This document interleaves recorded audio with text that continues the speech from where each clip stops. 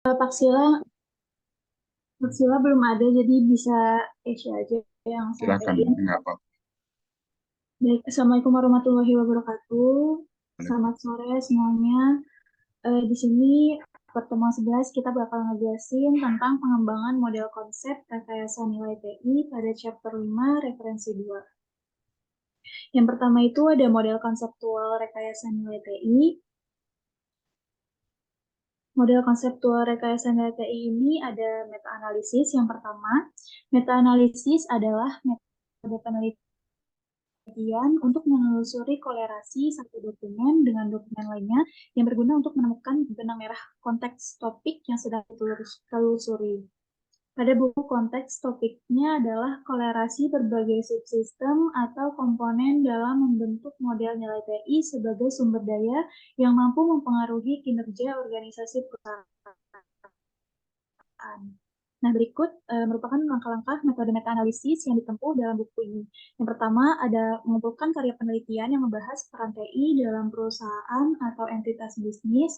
Yang kedua, meneliti makalah atau dokumen yang direferensikan tersebut untuk ditinjau dan dipelajari dengan fokus pada topik-topik berikut.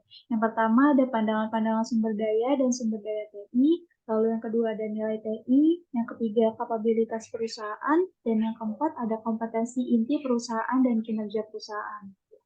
Lalu langkah yang ketiga terdapat mengurutkan setiap topik untuk konsentrasi spesifik dari topik yang disebut di atas. Yang keempat, dokumentasikan hasil studi untuk analisis selanjutnya seperti untuk melihat relevansi setiap topik satu sama lain dan relevansi setiap konsentrasi. Lalu yang kelima, mengacu pada hasil penelitian di atas, susun menjadi hubungan antara masing-masing topik sebagai subsistem ke dalam model konseptual dari nilai TI yang menghubungkan sumber daya TI dengan kinerja perusahaan. Lalu yang terakhir, membangun model konseptual nilai TI. Yang kedua ini menjelaskan tentang pembahasan model meta-analisis. Hasil meta-analisis menunjukkan bahwa penggunaan teori RBT atau Resource Based View telah tersebar luas dalam mengeksplorasi nilai-nilai manfaat dari keberadaan sumber daya sejak teori ini diprakarsai oleh Lernoffel pada tahun 1984. Selain itu, hasil meta-analisis juga menunjukkan bahwa dalam perusahaan berbasis TI, kehadirannya bermanifestasi dalam sumber daya TI, kemampuan perusahaan, kompetensi inti perusahaan, dan kinerja perusahaan. Sumber daya TI sebagai salah satu bagian dari sumber daya perusahaan yang dapat menghasilkan kemampuan perusahaan, yang berarti bahwa sumber daya TI yang menyatu dengan sumber daya lain akan menyebabkan kemampuan terintegrasi perusahaan.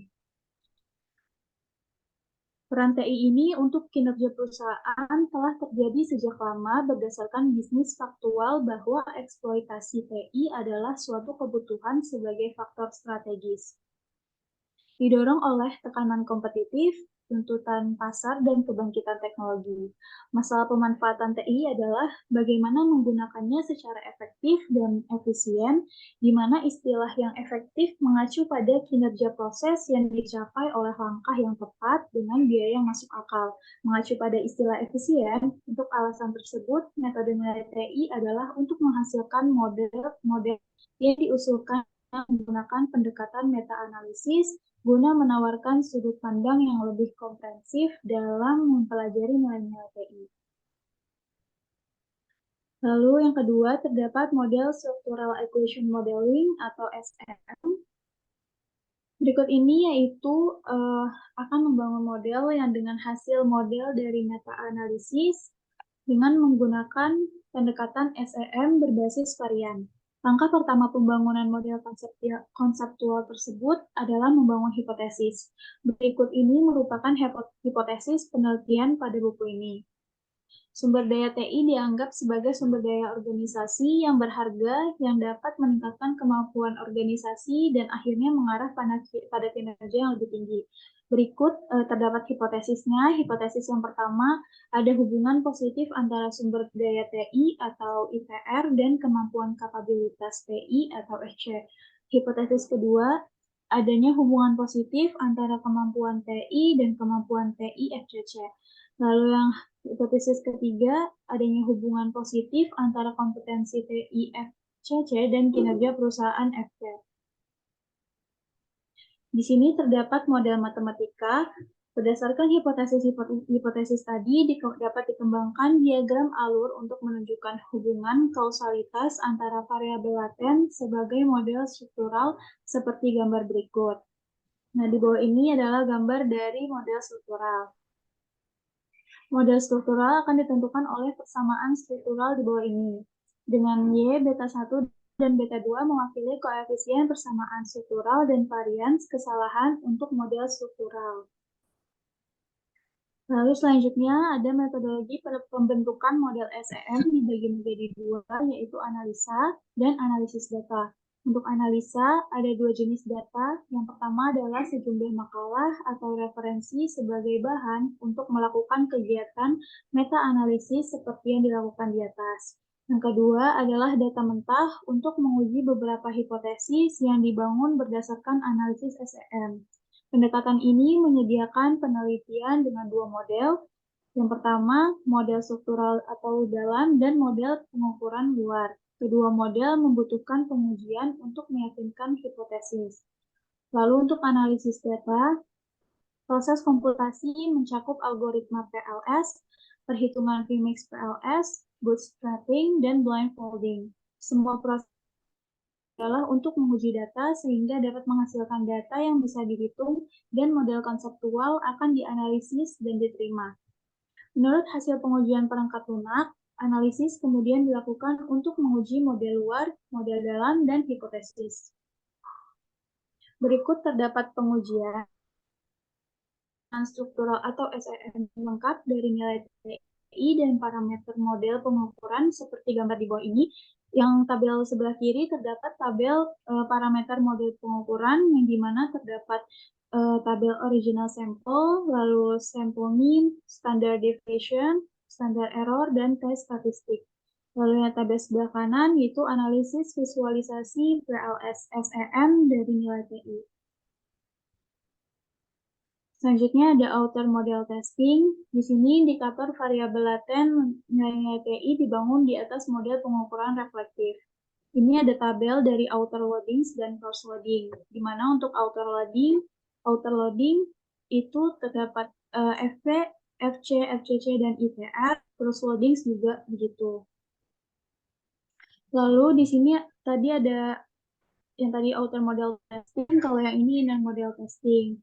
Seperti yang dinyatakan dalam Hansel 2009, untuk menguji model struktural dapat dilihat melalui R2 dari variabel laten endogen. Di bawah ini adalah tabel parameter model struktural. Lalu selanjutnya ada hipotesis testing.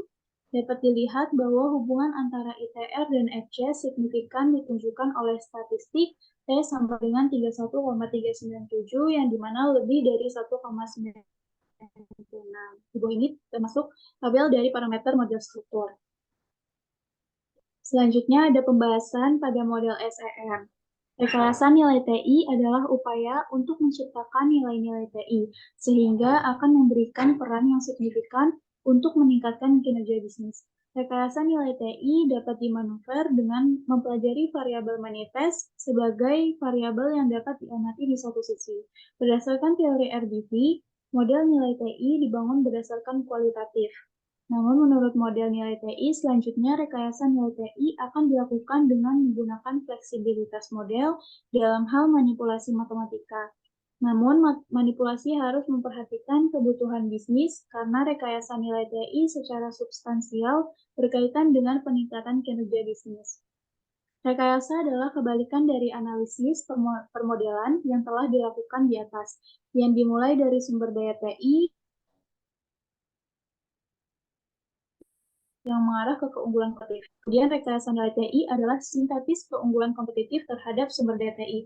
Pada dasarnya, model konseptual yang berbasis SEM adalah dalam rangka menguatkan model konseptual nilai TI yang telah dibangun melalui metode meta-analisis sebelumnya. Mungkin cukup sekian dari saya, kurang lebihnya mohon maaf. Wassalamualaikum warahmatullahi wabarakatuh. Baik, makasih ya untuk Kesha. Presentasi untuk bab 5. Di sini kita membicarakan proses pemodelan sebetulnya ya. Model Iya. itu yaitu pendekatan bagaimana kita bisa mengenali sistem itu dengan demikian baik. Karena apa? Tujuannya nanti kita akan membangun sistem itu untuk memprorepresentasi sistem yang akan kita belajar itu seperti apa.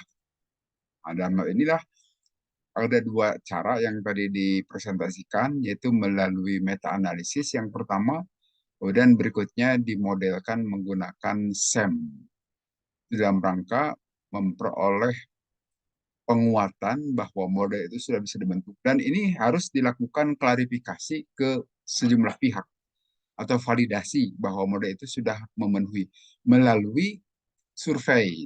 Harus dengan melalui survei, maka dengan survei itulah akan diperoleh sudah betulkah apa yang kita asumsikan bahwa model ini merepresentasikan kondisi nyata dari suatu keadaan.